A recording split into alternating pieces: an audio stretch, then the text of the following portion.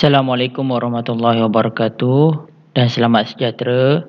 Today we still going to continue with our lesson in chapter 10 mechanical wave and sounds. Alright, so today we going to jump into LO 10.3. Kita dah start masuk 10.3, kita dah masuk dekat sound wave. Okay, so chapter 10 terbahagi kepada dua. Sebelum aku dah cakap kita ada mechanical wave dengan sound wave. So start daripada LO 10.3 ni kita dah masuk bahagian sound wave. Alright, so in LO 10.3 kita akan memperkenalkan what is sound intensity. Alright, so in this tutorial I'm going to explain to you how to use sound intensity equation and discuss the dependence of intensity on amplitude. Okay, dependence of intensity on amplitude and distance from a point source by using graphical illustration. So basically graphical illustration maksud menggunakan graf lah. Okay, so ini macam pengenalan tentang sound intensity. Alright, so kita pergi soalan kan, sebab dia pengenalan, so dia adalah basic thing sahaja. Okay, question number 8, discuss the dependence of sound intensity. Ni yang kita cakap tadi. By sketching graph with amplitude and distance from the source. So number 1, okay, kita tengok. So bila discuss macam ni, biasa jawapan dia aku memang dah letak ready macam ni lah. Okay, so sound intensity I is directly proportional to the amplitude square. So kalau kita buat equation dia kan, I is directly proportional to the amplitude square. Okay, so graph of sound intensity against amplitude. So kita nampak sebab dia directly proportional, dia akan dapat graf garis lurus macam ni. Tapi dengan amplitude square, bukan dengan amplitude. Is directly proportional with the square of amplitude. Alright, so and then the relationship between sound intensity and the source. Okay, simbol bagi sound intensity adalah I. So since the equation of I is equal to P over A, means area ni bagi satu sphere adalah 4 pi r squared. Because of what? Because kenapa digunakan sphere? Because sound dia travel to all direction. Okay, dia propagate to all direction. Okay, dia pergi ke sini, pergi ke sini, pergi ke sini kan. So dia punya area bagi sound wave ini adalah sphere. Right, so area dia adalah area of the sphere 4 pi r squared. So kalau kita tengok kat sini, kita dapat relationship ni lah. Okay, I is directly proportional to the I is inversely proportional to the 1 over r squared.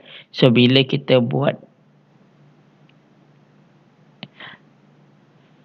pembetulan, I is directly proportional to the 1 over r squared, means I is inversely proportional to the r squared. So kalau kita buat graf garis, kita akan dapat graf garis lurus macam inilah untuk I against 1 over r squared, sebab dia adalah directly proportional.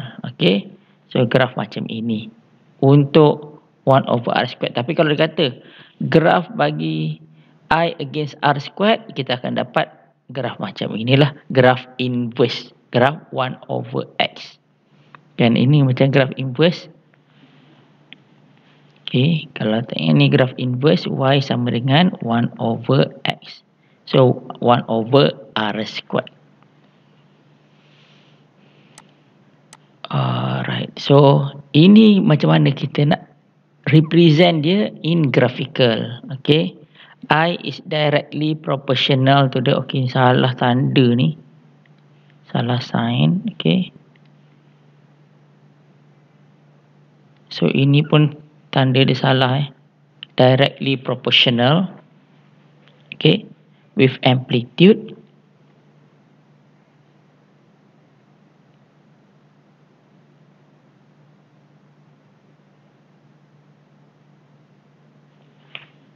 Okay, directly proportional with the amplitude squared. Okey. So macam ni lah kita nak discuss dia, kita nak explain dia by using graphical illustration. Kalau directly proportional, graf garis lurus. So simple, dekat bawah ni pun directly proportional. Kalau dia inversely proportional, kita ada graph inverse macam dekat sini. Okay, baik. So I'm moving on to the next question in figure 10.3 kat sini. Okay, in figure 10.3, surface label 1 and 2. Ini 1 and 2 nampak. The surface have area of A1 400 dm squared and A2 is 1200 dm squared. So dm ni maksud decimeter. Determine the sound intensity at each surfaces. Alright. So sound intensity kita ada formula tadi. Intensity is equals to P over A. Alright. So area dia dah bagi tapi ini bukan dalam SI unit. So kita kena convert dia kepada SI unit. A1 dia bagi kita 400 decimeter squared.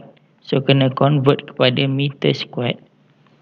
A2 is equals to 1200 decimeter squared. Still you need to convert to meter squared. Okay. So you need to determine the sound intensity. Kat sini dia dah bagi kita power. Ini power ni, sound power, nampak? Sound power, dia bagi kita power sama dengan 120 microwatt. Okay, microwatt. Yang ni convert kepada dia punya SI unit dia watt. Dan substitute saja, kira sajalah I1 dan I2. Okay, kita kira I1 sama dengan berapa, I2 sama dengan berapa. So the key point in this question, you need to convert everything into SI unit before you calculate the value. Alright. Macam apa yang aku dah ajar korang daripada awal, daripada kali pertama aku masuk dalam kelas korang. Kan? First kali aku cakap, sebelum masukkan apa-apa formula, convert everything into SI unit. Okay, ni salah satu contoh kenapa korang kena convert ke dalam SI unit. Alright.